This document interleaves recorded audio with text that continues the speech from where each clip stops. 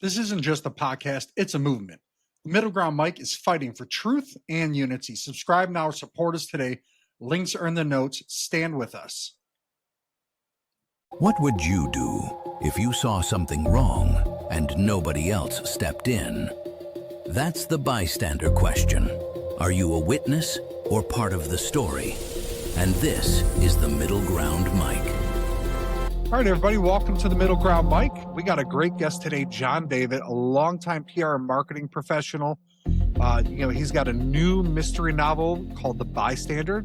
This isn't just about a book. It's about storytelling. He's going to talk a little bit about the culture and the reality of getting fiction into the world.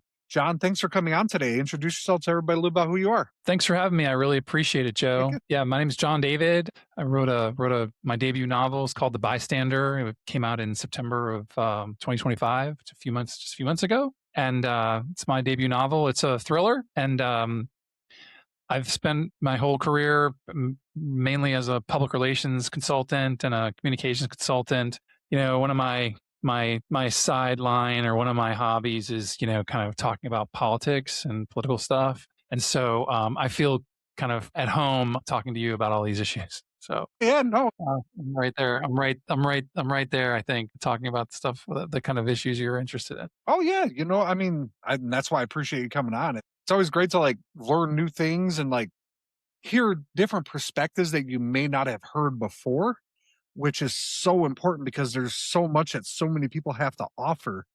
Like I was saying, unfortunately, they get drowned out. People get drowned out, and you could have somebody with the cure for cancer and they just get drowned out, But yeah, let's start with your book itself. I mean, because that's the big thing, right? The bystander. When people hear mystery novel, they tend to picture crime, true crime, clues, twists, but the bystander wants to say more than that from just what I've been gathering. What's the story at its core? So I'll give you the origin story for the book. I back in 2022, kind of two things happened. It was the summer of 2022. Two things happened. The first one was I had a barbecue at my house, and as often happens, I think it was for my birthday or it might have been for the 4th of July. It was the summer. I live in Florida, so it's always the summer. It's always hot. So you have a barbecue, but you're indoors, right? And so I was in my kitchen where I normally end up when there's a party. And I was talking to my brother and my brother-in-law.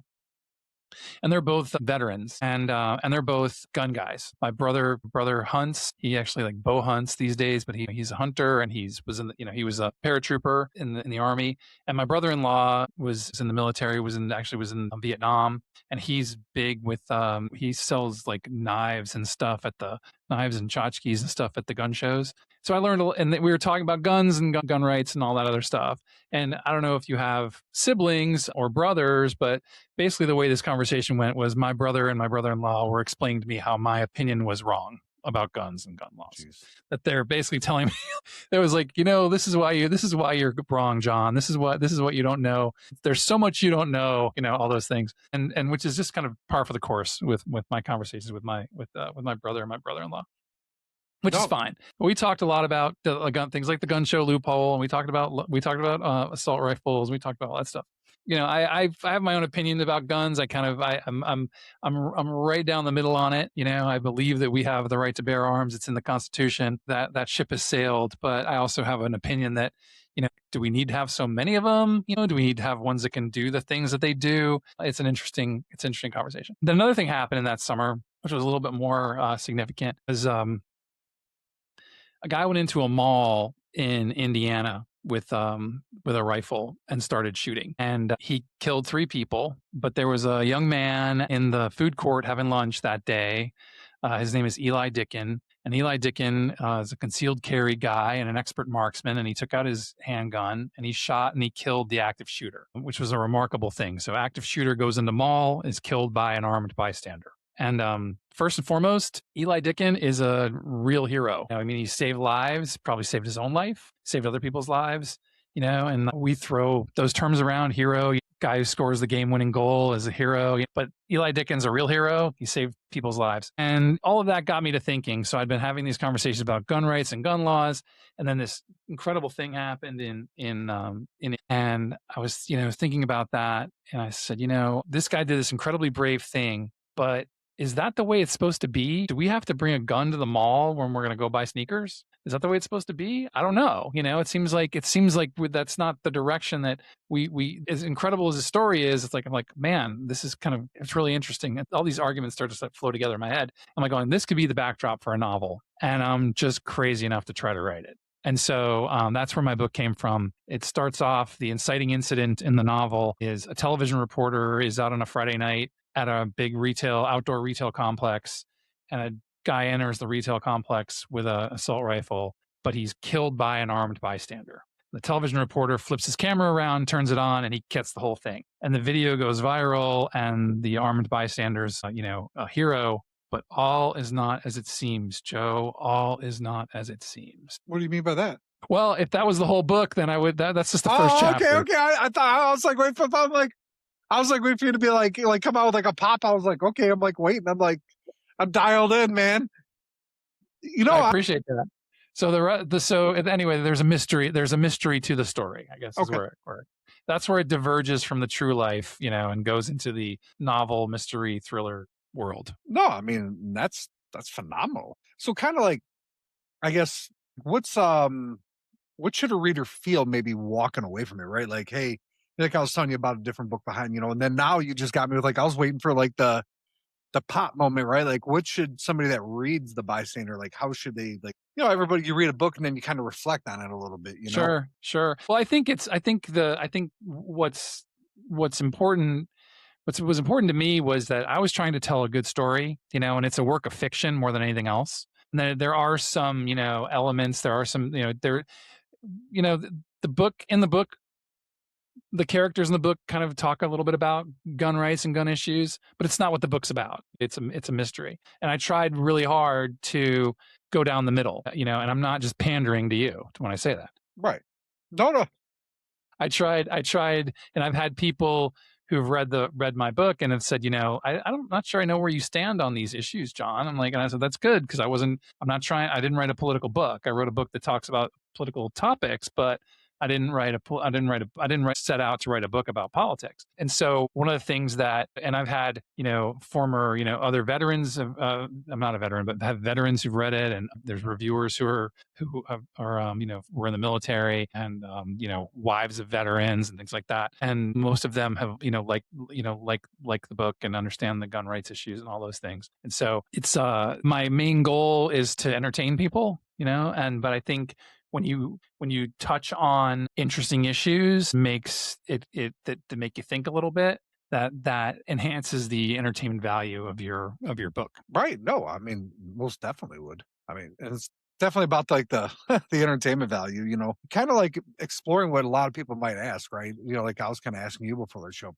people romanticize writing, however you want to word it, but like, because Mary, I was telling you, I was like, I don't really know how to put it in there, but kind of give people an idea of like how like that process comes together for you from your perspective. Like, I know we like talked about the backstory, but like, how does this whole process work for you? Sure. I mean, for me, one of the things that happened was I wrote a business book that came out in 2016, and I had never written any like long form anything. I'd written blogs, and I went to journalism school, and so my career, I've been a PR consultant for my whole career. I'm still a PR consultant. That's my main job. And I've written lots of press releases and lots of speeches and lots of message points and things like that. But it was after I started writing a regular blog, I had an idea for a business book, and I wrote that, and I was able to get a literary agent, and I got a book deal to write a business book, and I kind of learned that world. So then when the idea came up for me, like when I had this kind of lightning bolt of an idea, I'm going to try to write a novel, I was in a better place, was positioned in a better place to do that, because I had some experience in publishing. I didn't understand the fiction world, the world of fiction publishing, which is a bit of a different beast, but I knew that world. And for me, it was just a matter of like sitting down and starting to write, and, getting through the first, few phases of it, of like, okay, I think I got something here. I think this could work, and having enough confidence in my own writing to take it to a point where I had a workable first draft that I could then take to somebody who really knew what they're talking about and say, listen, is this any good? And so that's what I did. I found a freelance editor to and I just kind of went and hat in hand, here, I wrote this, pay the guy a few bucks to read it, and he came back and he said, you got something here, and off we go. Wow. Yeah. I mean, that's I didn't even realize there was somebody that had to read your book outside of like a publisher type of thing. Like I mean, that would like be like, hey, I've never There's a heard. whole there's a whole ecosystem out there Wow. of folks who are, a lot of them are in the publishing, or in some realm of publishing. They might work. There's literary agents who do like side work like this. There's publishing folks who do the side work like that. There's a whole world out there, a whole ecosystem of folks who do freelance editing. That's what they call a developmental edit, that stage where you basically take this kind of raw manuscript and you read it, and you don't necessarily give it back with like, exact notes on every word. It's more of like, okay, here's where your story works. Here's where it's going in the right direction. Here's what, the, here's where it's stalled. There's too much exposition here, too much, we talk about in writing, it's always, they talk about showing and telling, you want to show people, you don't want to tell people. People get tired when you're just telling them stuff. And so you go through those, you get those things. And sometimes it's, why'd you kill off that character? You shouldn't do that. You get all different types of feedback. And so it's the process of going from the point that you like have an idea for a book and you start to write it to the point that it gets published. There's so many like steps that where you're basically you're evaluating, is like, is this manuscript, this concept, is it any good? And you got to find people who will, you gotta have enough people look at it and go, yeah, we think it's good, to get it to the point where it gets published. And the fiction, the publishing the fiction part was actually going to kind of be about my next part, man. But you beat me to it. But so like, the bystander, right? We were kind of talking like a little bit about like politics per se, but how does that like blend in with the reality of everything that's kind of going on right now? I mean, not necessarily just dedicated like politics, right? But because even when people aren't political right now, like I'm, pretty sure somebody's got a political opinion about my hat or my glasses that they've just never told me about. Well, I think that because of my background as, kind of as a communications person, and then, my life as being a student of politics, I framed my book, with a lot of those, a lot of things, like a lot of political stuff is in my book. There's some politicians in my book. There's some media people in my book, characters that are like, they're like national news anchor types. There's elected officials. And because I've come across those types of folks during my lifetime. And so I think it helps color the story, make it a little bit more interesting. But at the same time, you just got to be careful, because you don't want to hit anybody over the head. Hopefully, I mean, no one's picking up my book, trying to get a political education or they don't want my opinion on all this stuff. They're picking it up because it's supposed to be a piece of escapist entertainment. But if you weave enough real life stuff into it, real life conjecture into it, then I think that makes it more interesting. Yeah, no, So I mean, far, definitely would. so good. So I've had pretty good reviews about it. So I'm pretty happy about that. I was able to do that, but not get too heavily into, proselytizing or whatever. Yeah, I mean, just these days, everything just seems to kind of always go. So, I mean, the fact you're able to do that is like huge, and probably helps with your background, making that a tad bit easier to do. How to navigate those little things, like people that may not be in your type of line of work, they may not notice those little nuances that make a difference. Yeah, I think that's true. I mean, so like I was saying, I went to journalism school. It's a long time ago, but I've dealt with, television reporters and newspaper reporters, journalists my whole career. And, there's rules of engagement, when you're reporting a story. And so my protagonist is a television reporter, and he's following the news, and it's not his job to make a value judgment about any of the characters in the book. It's his job to report what's happening. Now he can have opinions on that, but that's one of the points that I try to make with my book, and now books, because I've got another one coming out in the series, is that's the lens that we're watching this through. We're watching this through the lens of a reporter who's trying to be objective and trying to get the story right. It's like that's what his goal is: get the story right. Because ultimately, even though we're in the era of fake news, and we're in the era of bots, and we're in the era of AI, and we're in the era of where everyone's intentions are being challenged, ultimately, in journalism, folks who go to journalism school and learn the basics of journalism, they're really trying to just tell the truth, right? They're trying to tell the truth. They're trying to tell, hopefully in an entertaining and interesting way, but they want it to be accurate, and that's really where my character in my book is trying to do. He's trying to be accurate Right. and not get pulled aside by the politics of it all. Yeah, and that's I mean, that's not easy to do. That stuff you usually kind of wraps you in whether you want to be wrapped in or not, True, unfortunately. true. So I should have asked this to you, considering you talk a lot about entertainment. I'm guessing you got to at least be a football fan, right? Absolutely. My story actually, they say write about what you know, right? So Mhm.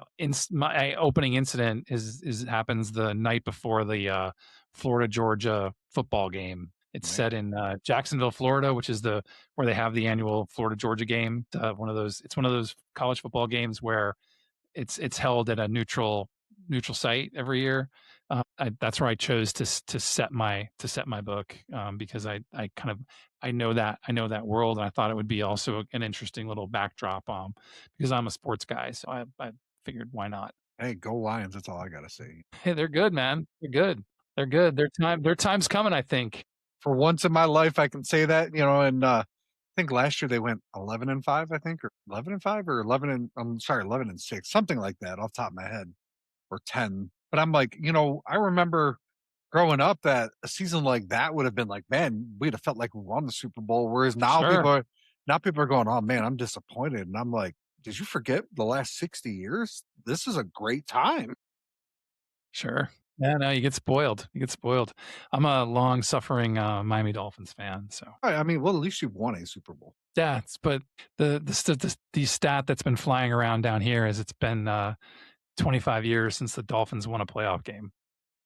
I think up until the Lions And won a I couple think, of years and ago, it I was like 30 something. yeah, but I think that's the Dolphins are they're winning that stat right now. I don't think there's anybody else. No, There's I mean anybody else there. The Browns finally broke, their curse on that. Yeah, How about CJ Stroud, man? Man, did he really fall from grace this year? Young man definitely struggled. yeah, yeah. Happens. Yeah, So we're with no, it was so with with the bystander, especially like football, so much going on. But where do you see the trends in entertainment going as relation to your book? Well, I think that there's, I think that one thing that with all of the books that I've been reading and like the other authors from my publishing company, I've been fortunate that my publisher has, a large group of authors, and there's like message boards, and we are able to communicate with each other. And I've had a chance to meet folks and read lots of books, read their books, and I think that really there's really an emphasis on just on folks telling good stories and telling interesting stories with interesting characters, and really focusing a lot on place is something that I think is what the big trend that I'm seeing more than anything else. There's authors who author friend of mine, her novels are set in Idaho, and there's her protagonist is a bail bondswoman in Idaho. Another one has written a bunch of books about, her books are all set in Martha's Vineyard, people getting bumped off in Martha's Vineyard. And, Jeez. another guy is from Maine, and his books are all kind of set in New England area. And I think that place is a big thing. I think that folks kind of relate to that. And then you're just always trying to develop interesting characters, because I think if you think about when you read a book, read a novel, there's a couple of things that happen. One is you either have to have you have to have really interesting characters, or you have to have a really good story. Generally, you got to have both. It's building a good story and having really interesting characters and having people who are relatable, and that's a big thing. It got to be relatable, and that people kind of get a sense of like, okay, I get that. I know a person like that, or that reminds me of my brother or my sister or my sibling, my kid, whatever. And I think that's what I see happening, particularly in the realm where I am in the mystery world. I mean, I can definitely see that for sure. I mean, especially the mystery part. I just wish I had an imagination like that. I'm always so like when I look at everything, I'm always so like practical, I guess, or like just because of my mindset, I always try to go, well, this or that. And I'm like, sometimes you just kind of gotta let go. Like it's ironic because I'm a diehard Star Trek fan. That's kind of like, my thing, right? Like, I mean, I've probably Right. watched every episode a gajillion times because I usually just turn it Right. on real low when I go to sleep. Let's take a quick break. The Middle Ground Mike isn't just another podcast, it's a movement for unity, for truth, for a future beyond the left and the right. But movements don't grow without people willing to stand up. Subscribe now on Buzzsprout. Fuel this mission directly on PayPal. Every subscription keeps the fire burning. The links are in the show notes. Be more than a listener, be part of the middle ground.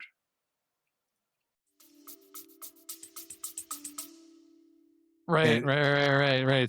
It's soothing. So we talking about like original Star Trek? Are we talking about next generation Star Trek? We're talking all Star Trek? all of them, all the way up until the very newest ones. I think the newest one's Starfleet Academy. Wow. Okay. So I mean, I'm my favorite is probably Next Generation. I'm not gonna lie. Okay. You All know, right. then I kind of when I was younger, I didn't really like Deep Space Nine. I thought it was kind of boring because I'm like, I want to see them go out and explore. And then now that I'm older, I'm like, I get that a little bit more now. You know, it just makes a little bit more sense. And then it just kind of, and obviously Star Trek kind of fell off for about 10, 15 years. I grew up on the first series. It was on 5 o'clock every night when if we got home from school. It was we watched that was what we watched Star Trek after whatever Bonanza. And then the movies came out because I'm old enough to remember when the movies first started. And Yeah. and it's sort of for me there's kind of like there's Wrath of Khan, the original Wrath of Khan, and then there's everything else. It's kind of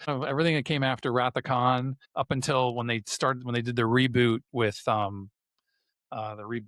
Zachary Quinto and Zoe Saldana and what's his name, Chris Pine. Yeah, yeah. Like that, those movies. Yes, I like yes. those movies. The most recent one was I know why they haven't done any more because the one where he's driving around on the motorcycle is kind of stupid. But those are always. I'm a big Star Trek guy, but I'm not like I'm not going to any conventions. I'm not winning any I any don't do trivia anything like that. contests. I have no ears or makeup or anything like that. But really, when it comes to for me, I always kind of see the world in my own way, and it's like I always a lot of things happen and I just kind of I think wow, what if this happened, what if that happened, it's like interesting stories come around and you kind of go, man, that's really interesting, but what if it turned out like this instead of like that, and I'm not wired for like science fiction, I'm not wired for like Harry Potter or fantasy stuff. My stories are like ripped from the headlines. Everything I've written so far has been based on there's and something that kind of happened in the real world that caught my attention and made me think, wow, what if we built off of that idea and then decided I'm like and made that a mystery. No, it And wouldn't be a that's terrible idea. yeah, so there you go. So one of my influences is this author. Her name is Catherine Stedman, and she wrote this book called Something in the Water. And the story is that there's a couple goes on their honeymoon, and they're in like Bali or someplace like Indonesia, whatever, and they go out on a boat just for the day. They charter a boat. The husband knows how to drive a boat, and they go kind of far away from the resort where they're staying, but they have a GPS and everything. And then they're out, they're, snorkeling and, that kind of thing, go to, whatever, away from, civilization. And then they hit something. They hit something in the water. And it turns out it's a duffel bag. And they pull the duffel bag on board. And then inside the duffel bag, there's, in like, freeze wrapped bags, there's all these like, a lot of money, a cell phone and some other stuff. And the mystery is like, what would you do if this was your situation? If you basically came across this, what would you do? And how would you do it? If you were going to keep the money, would you turn the money in or would you keep the money? Would you know what to do with the money? Could you figure out how to get the money out of the country? And would you turn on the cell phone? Right. And for me, that was a really interesting book. I was like, it's a mystery, but it's not about somebody getting killed. It's not a murder mystery. It's not like, okay, the police found the guy at the bottom of the cliff. What happened? And this is like just a mystery that's completely different. It's a mystery of an incident. It's not necessarily just somebody getting getting killed. And so those are the type of stories that I really like. It's come up with something that's a little bit different. That's not necessarily, okay, somebody's dead, figure it out. Because I think like, Law and Order does that great. Dateline does that great. 48 Hours does that great. but we can figure out. My goal is always try to come up with a kind of a funkier story, a funkier storyline that's more ripped from the headlines, and let's unravel it and see where it goes. I mean, oh my gosh, Law and Order. I'm a diehard fan of the original series. I know everybody and their mom these days is all about SVU, and I'm not that SVU is not a bad show, but give me some Jack McCoy any day of the week, man, and I can Sure, I can it's get great. addicted to that. I mean, God, he was just Great. he played Sam Waterston. I think that's his last name. Yeah, He yeah, played the that legend, the played that legend, role like I mean, Jerry Orbach. my God, Lenny Briscoe, yep, Jerry Buck, and the odd part is he retired on the show because I believe he had cancer. But that's what he died from in real life as well. So I thought No, they wrote him out of the series, in a really good, honorable way for doing him. I thought that was really cool, and I like the fact that they brought it back. still, it's a great concept. It's a great way. It's a everything's the formula. When you have a formula, you make it work. It's the same reason that you like Star Trek. There's a formula in Star Trek. You figured it out that there's a problem. They delve deeply into it, and then somebody comes up with a miraculous decision in the last 5 minutes and save the day. That's every Star Trek Next Generation episode that I've ever seen. I think pretty much except for the newer ones, that's like all of them. Yeah, So there's I always mean, like some climactic thing that gets figured out, and somebody solves the problem, and they rescue the person, or they shoot the thing down, or they or reunite the person with their loved one, or whatever it is. And Law and Order, it's somebody's dead, they figure it out, then they got to figure out if they really did it, and what's the law, and are they going to get off or not. And yeah, the beauty of that is that they don't that everyone ends, there's only a certain number of ways it can end.